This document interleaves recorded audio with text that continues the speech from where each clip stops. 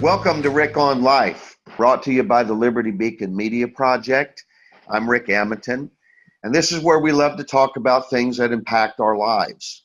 And today we're going to be talking about authority and abuse with Rebecca Mahan. Rebecca is the Liberty Beacon Project Media Director. She's host of her own TLBTV show called Rebecca Sounds Reveille. She is a United States Marine Corps veteran and a retired police officer of over 10 years. Rebecca is a published author and had been a long-time running columnist for a community college newspaper. Her education includes associate's degree in Christian studies, general education, general business management, and law enforcement. Rebecca also has a bachelor's degree in church ministry and occupational studies, vocational arts, as well as a master's degree in biblical studies. She is a certified mediator and an event planner. Besides all that, she's my friend, and I'm happy to welcome her to the show. Rebecca, welcome to Rick on Life. Thank you so much for having me, Rick. I really appreciate it. Sure. Thanks for taking the time to be with us. You know, I'd like to start with you giving us a little of your own history. Tell us about the little girl that grew up and decided to be a Marine and then later a police officer. Tell us a little bit about that. I knew at an early age that I was interested in law enforcement, and I used to sort of patrol the neighborhood on my bicycle and go up to the shopping centers and patrol the shopping center. And a deputy who had been in a sheriff's substation at the time would give me a little sticker badge to go on and patrol the handicap spots and let me call in from the payphone. And so he appeased me very much. And I later went on to become a police explorer. And so I would go on ride-alongs at a very early age. I started out at a police explorer academy at the age of 13 and a half. And later decided to go into the Marine Corps because I thought that would really give me a good background in law enforcement, and it gave me a good background in life. So that is my side of law enforcement and military. When and how did you decide to be a Marine? Well, let's see. From my freshman year of high school, I can remember having a bumper sticker put on my peachy folder. I liked the Marine Corps. And after high school, I just had talked to a recruiter and decided that this was a really good opportunity for me. And because I wanted to be a police officer at the age of 21, I didn't want to commit to active duty for a huge length of time. So I opted to go in the reserves, and I ended up going on active duty due to Desert Shield and Desert Storm, and then went back to the reserves from there. Did you do police work in the military? I did not. I was a truck driver and a mechanic. Wow. Uh-huh. That's interesting. So you get out of the service. I should say driver and mechanic is technically what it is, but we drove 5 tons and Humvees, and so. Did you ever use the Gamma Goat and head out into the water? No, I did not. You missed that. That was a fun part. We could actually drive those vehicles right off the land, right into the water, and make it all the way to the LUV and drive onto the ship. An interesting little piece, of equipment. So then how did you get into policing? I applied for a position at a police department, and prior to that, I put myself through the police academy, and I applied for a position on a police department, actually a number of different agencies, and I was hired with Sutter County Sheriff's Department and became a deputy there. And that's where you were for your 10-year career?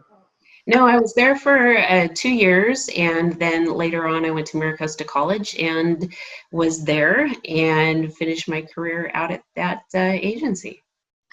So you were in a pretty heavily congested area then, for a police department. Well, at the Sheriff's Department, we had a pretty large county, Yuba City, and then later on at Maricosta College, I ended up patrolling 3 different campuses. And so Maricosta is in the city of Oceanside, California, and so it does have a pretty large population. Give us some insight to, you went through the academy, then you get hired, and I'm sure there's additional training and things that you went through as an active police officer. Talk to us a little bit about the mindset of a police officer. In what respect? How do they approach their responsibility, their jobs? I'm sure there's varied, they might be in patrol cars, they might be doing some other things. But what is their mindset?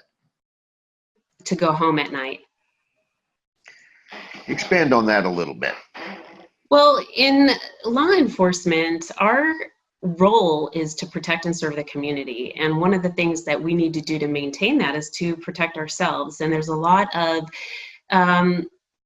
challenges that law enforcement faces due to traffic stops, other types of calls for service. And you don't know what kind of call when you get there specifically is it going to be. And it could very well be an ambush situation or a situation that turns into something that can be life-threatening. And for us to do our job, we have to make sure that we protect ourselves. Right. I mean, I certainly understand that. And, I think every time that a police officer is on duty, and whatever he might be doing, pulling a car over, answering a call from a business that's been robbed, or the many things that they can find, many situations that they can find themselves into. And I think it's important for the community to understand that these officers, first and foremost, are there as a service to the community, but they do want to go home at night. And so I know that there has to be a lot of training that takes place on how to make calls, how to approach various calls, and yet they don't want an adversarial position with the community. They want to be seen for the positive influence that they're there to have. And so when I talk about the mindset of the police officer, they are human beings. And they have their private lives, and they have all of those things that might be going on.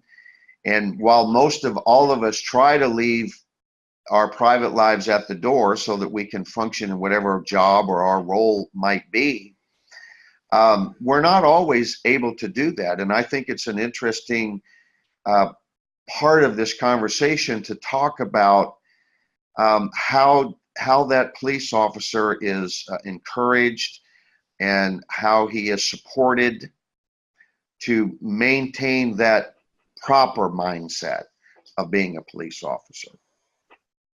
Well, I think each individual officer has a different way in what their coping mechanism is. However, we are trained with certain procedures and policies to address different types of situations. And the safety of the community and the people involved in any situation, including ourselves, is first and foremost.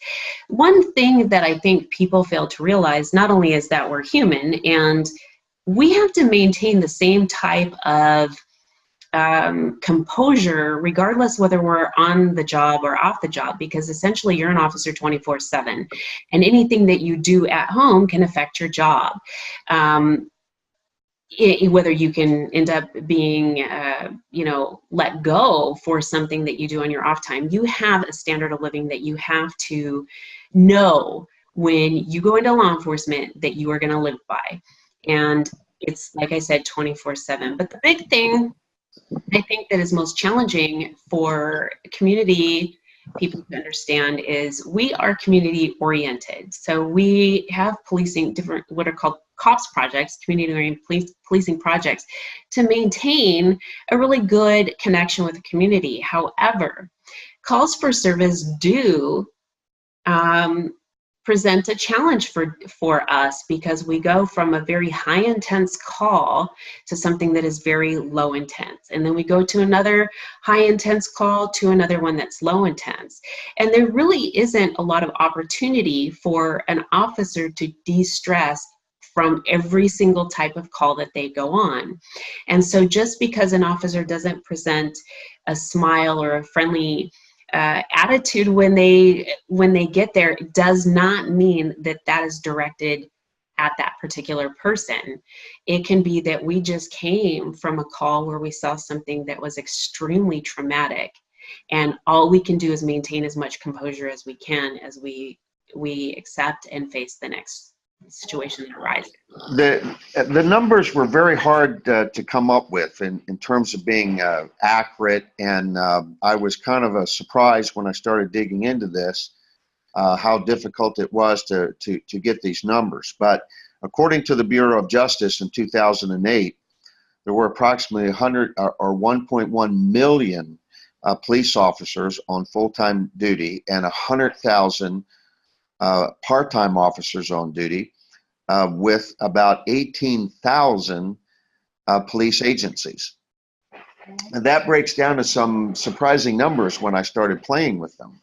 So it's about 240 officers per 100,000 residents.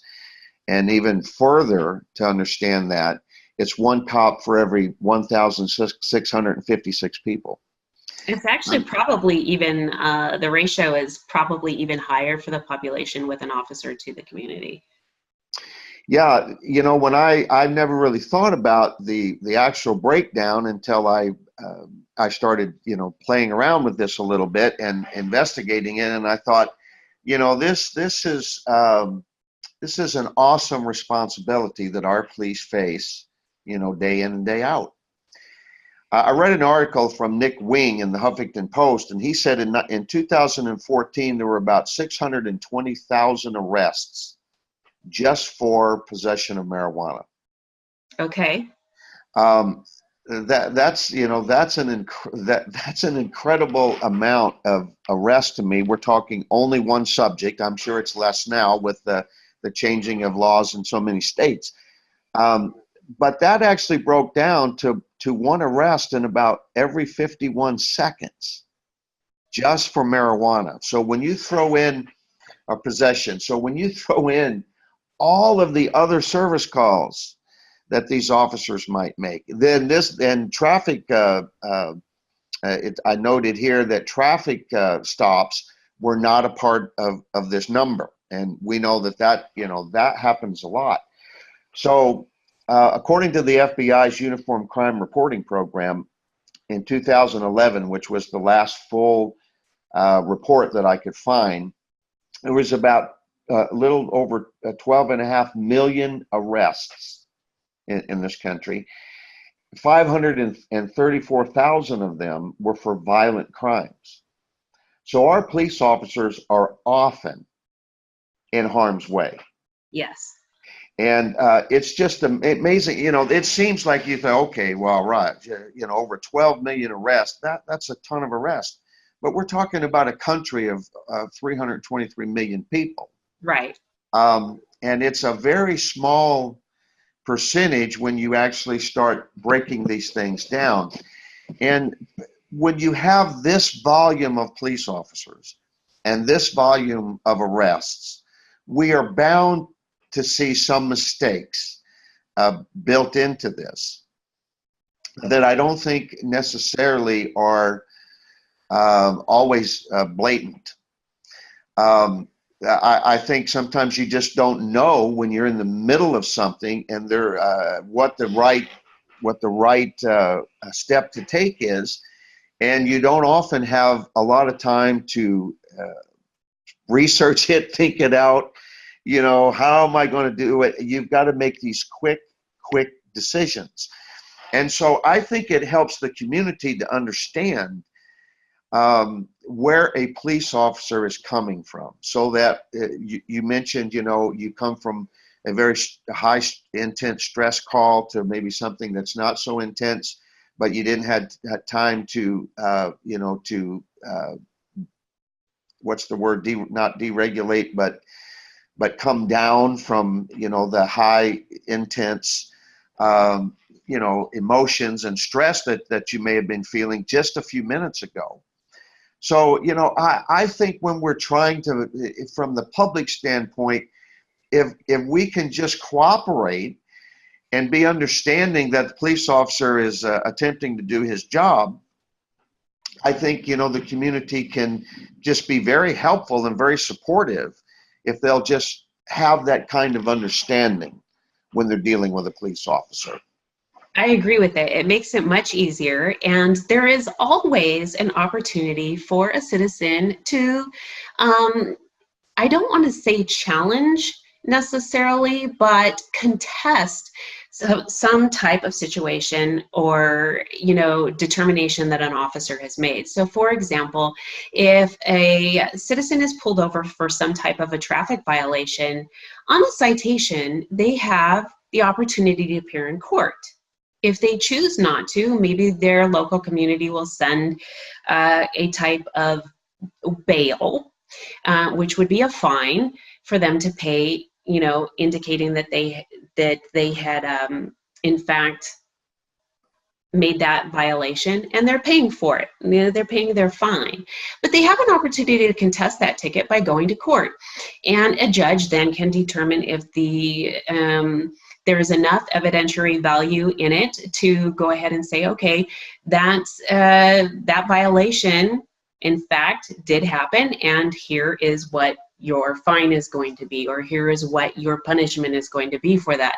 And in the same sense, a judge can say, you know what, I think that there's enough evidence that the officer didn't have enough, whatever the case may be, and then the ticket is dismissed.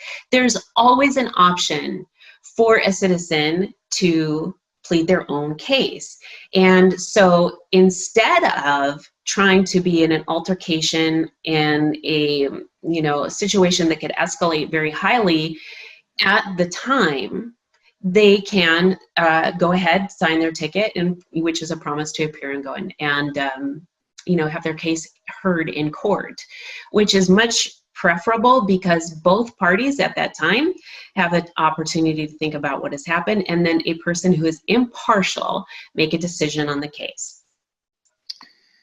Yeah, I just, I taught my children to respect police officers. I'm teaching my grandson to respect police officers, and I've had some interesting conversations with him lately because of the media coverage of certain events that take place that are imprinting something on his mind that I'm trying to work with him to not let form in any solid way.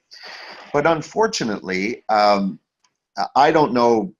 I mean, we can talk about banking, we can talk about the medical profession, we can talk about pharma, we can talk about Wall Street, we can talk about auto mechanics and insurance salesmen.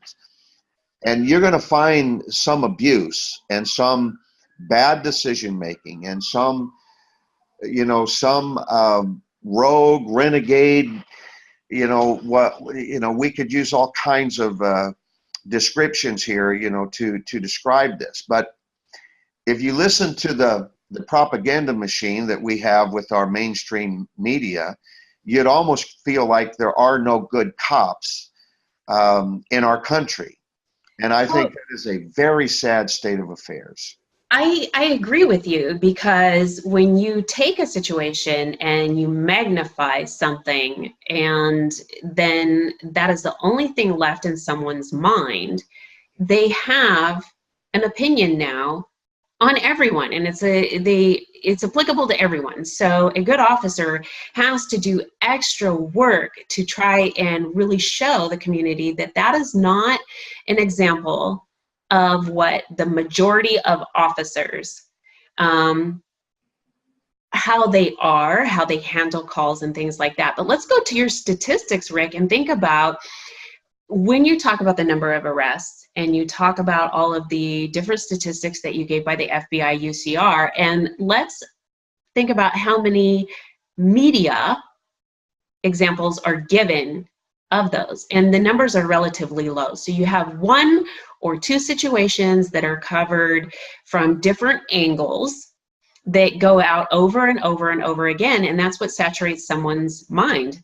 They don't have an opportunity to see what happens with all of the really good things and services that officers do, the community-oriented policing projects. They're just not covered in the same respect, and it's very unfortunate. But let's even go down one step further from that, and that is officers are called to situations that are not good the majority of the time. We're not invited to birthday parties very often, Yeah. okay? Or to a community event where there's some celebration, unless they need to have some type of a secured environment because they're afraid of a threat. And so basically, you have different occupations that are put in the limelight because they're doing good things. But unfortunately, officers are not, because they're being called to services where they are seeing the most detrimental, the most traumatic incidences that are going on in society. And that is the only type of coverage, for the majority of the time, of coverage that they do get. And Yeah, I mean, I'm as appalled as anybody else would be, and I'm sure you are too, when we see what appears to be abuse of a police officer acting badly, inflicting physical harm, and in some cases even death. But one thing I've learned to keep in mind is that often what we're seeing, the video clip that we're seeing, is not exhaustive. And it's edited to show a particular slant or vent, and it stirs up all kinds of emotions. And that makes justice and understanding a very difficult process. And then you realize when people are convened together in a trial or a panel, when it's brought before the court to see whether or not there's any merit to this, when all of the facts are spelled out, oftentimes what we saw in a video clip didn't come anywhere near the whole true picture of what really happened. And so then you have people who get extremely upset because it looks like police officers are being justified and allowed to be bad people. Yes, this is true. I mean, we're not getting a 360-degree camera viewing of an entire incident. We don't know what the suspect at the time, actually would be subject, at the time of some particular incident inflicted that can't be seen. And there's a number of different issues surrounding that. And I think it's really unfortunate that officers are in this particular situation. And in the same respect, because of policies and investigation, an officer can't defend themselves until way later. So that officer is being, displayed all over media in a bad light. They cannot defend themselves in any way. It has to be given at the very end and put out on the media of what the result was. And, you have officers that are doing their job and being put on administrative leave while an investigation ensues. There's lots of things that go on. And these officers have given their life and their family's life because they are subject to a lot that goes on that the community does not see. And maybe on unpaid administrative leave. And then they can't feed their family because they were doing something that they committed to do, and that was serve the community to the best of their ability. And as you said earlier, not everyone's infallible, and it doesn't matter what profession they're in. Because of people being human beings, they're, subject to being making mistakes. And there are some people that get through the cracks in any type of occupation that have ill intent, or let a certain profession sort of inflate their ego to the point where they make poor choices, and their decisions are something that no one in the community wants to see, and it's an embarrassment to their department. But it doesn't matter, again, the occupation. But those numbers are so small that it's really unfortunate. And on the flip side, you have celebrities who are making bad choices and decisions, and they're doing crimes in the community, and then blaming officers for being racially motivated to arrest them. And because they end up wanting to escalate a situation at that time, and they have to be subdued, or there's some type of action an officer has to make, then they are subject now to some type of profiling. And so there's a lot that an officer has to face, and they're simply doing their job. Yeah, for the good officers, I mean, it's unfortunate that a bad apple taints, a whole basket here. And and I mean, I don't want to be in a country where I have to be afraid, if I'm stopped or pulled over, by a police officer. I don't want anybody in our country to be afraid, and I don't want bad cops to go unchecked. I don't want that. But I think we try to be solution driven in our thinking, and when we're talking about things that impact our lives. And I really do think that we need to not have this collective adversarial attitude toward the people that we're actually asking to help keep our communities safe. And when we do have a bad apple arise, I don't necessarily think we need to make an example of them, but we need to treat them like any other criminal, if that's what they're actually doing, and get them out of the policing community. Oh, I agree with you. If someone's committing a crime, they have no right they should not be in law enforcement if they're going to be committing crimes, because we have a higher expectation of those who are serving our community.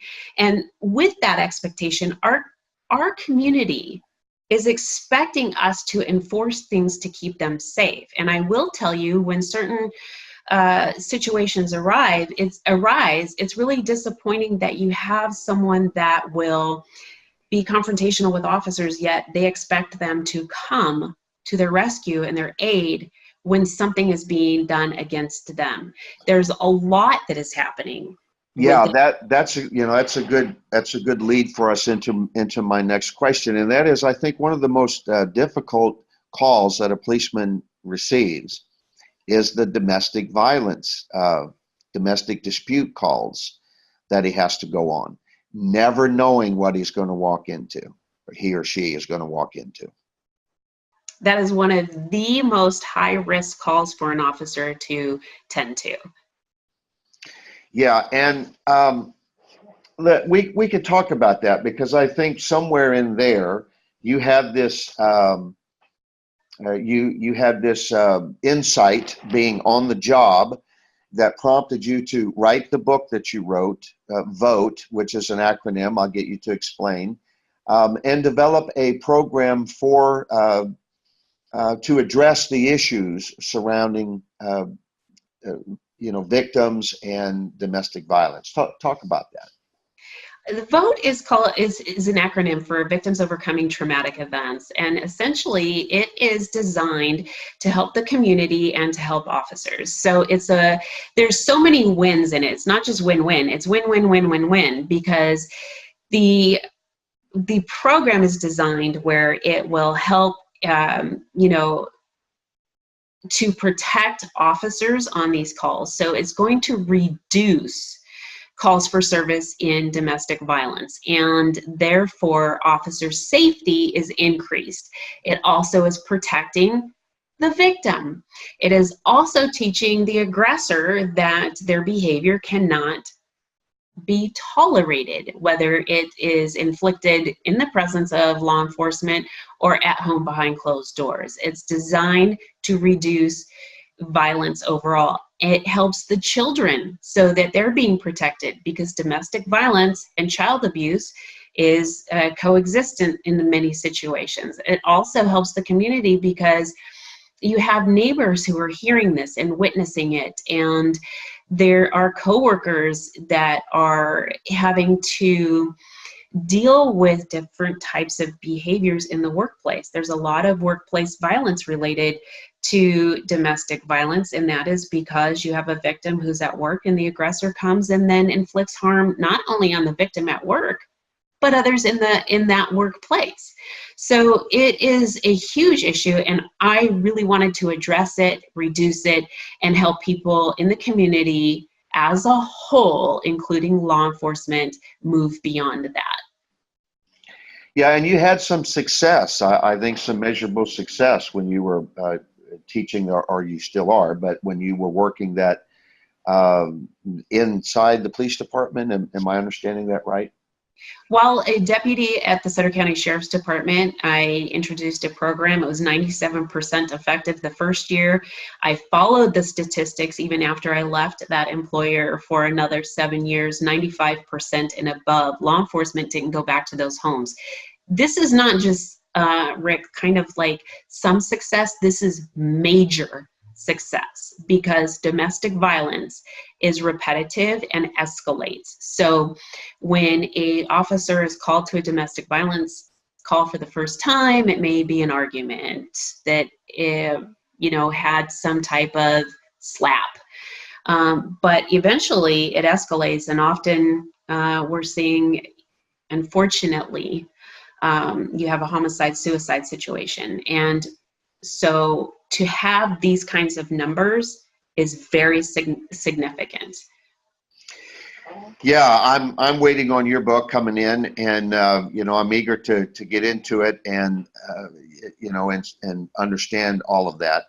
But I want people to know, where can they get your book?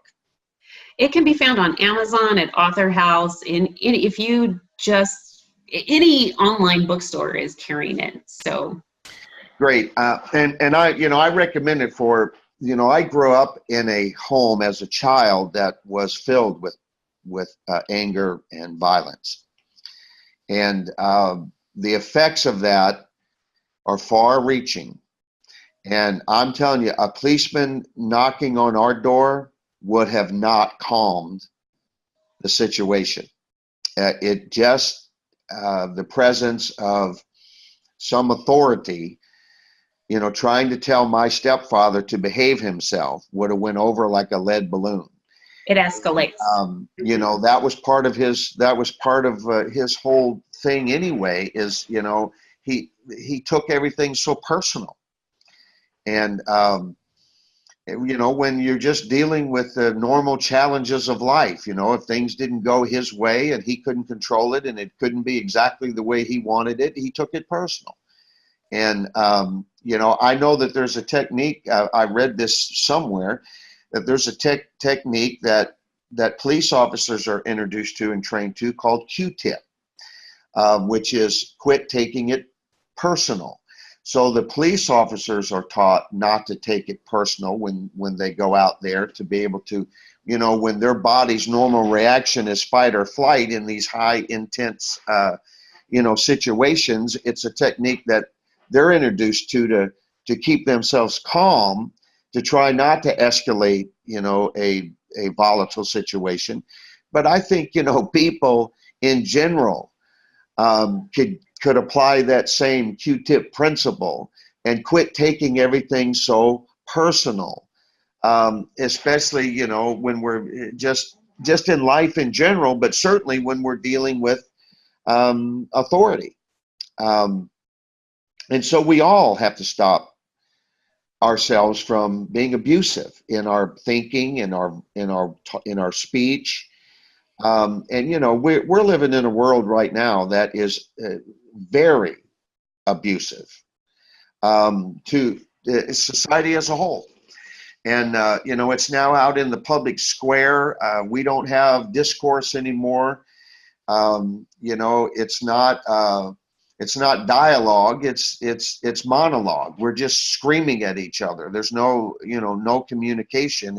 And I see domestic violence in a different avenue on a huge scale, you know, across our country. And you know, God only knows what would happen if some of these people, you know, got behind closed doors with each other. I mean, the clashes we see on college campuses, you know, what we're seeing in certain communities where this group comes and this opposing group comes, and it's just another form of domestic violence.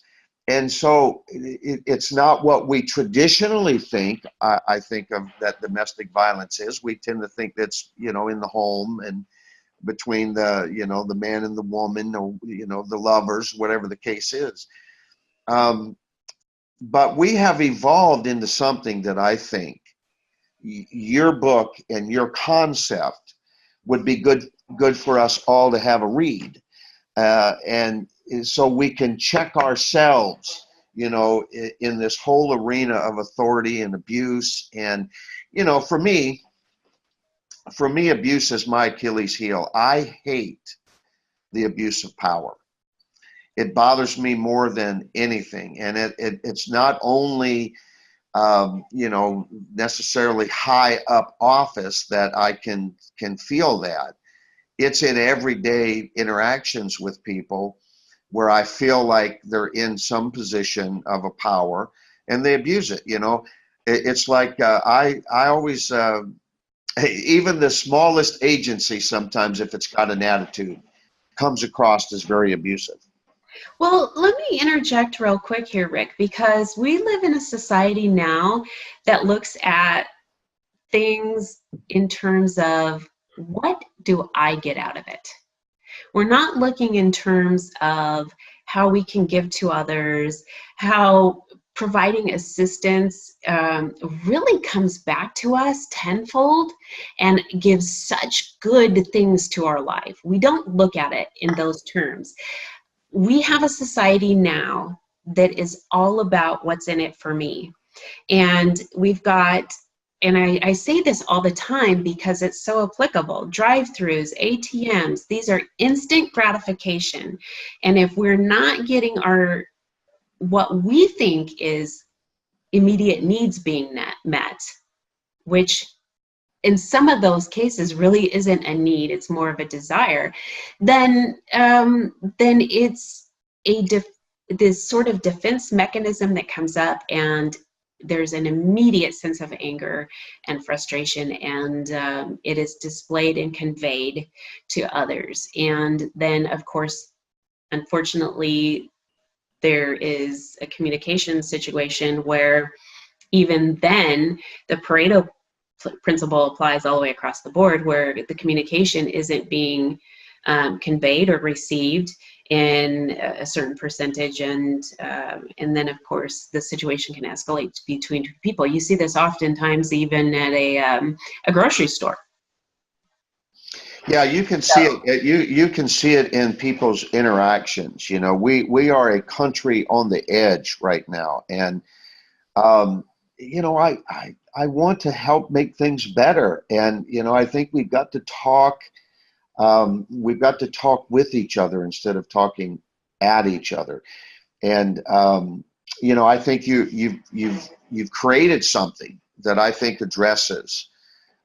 You may have thought at the time that you were addressing a narrow focused need, but I think now, just because of what's happened in our country, I think it's very applicable on a much larger scale. Thank you. What's the best way for people to connect with you? They can email me directly. voteprogram@yahoo.com.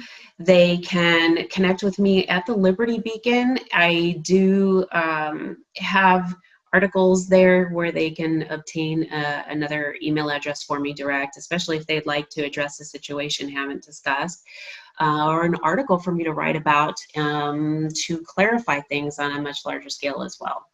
And again, they can find my book just by Googling it and going to any bookstore online. Great. And they can take in your show, which doesn't only address this, it's a variety of things, but they can connect with you that way as well on TLBTV.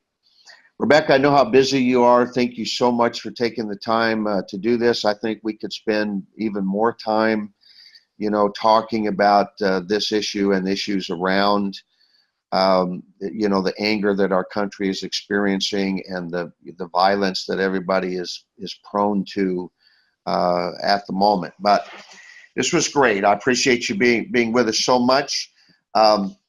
And this is Rick from Rick on Life. Thanks for being with us today. I'd be happy to hear from you.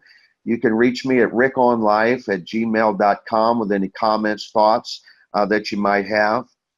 And remember, whatever's going on in your life, just sprinkle a little love on it. We'll see you next time.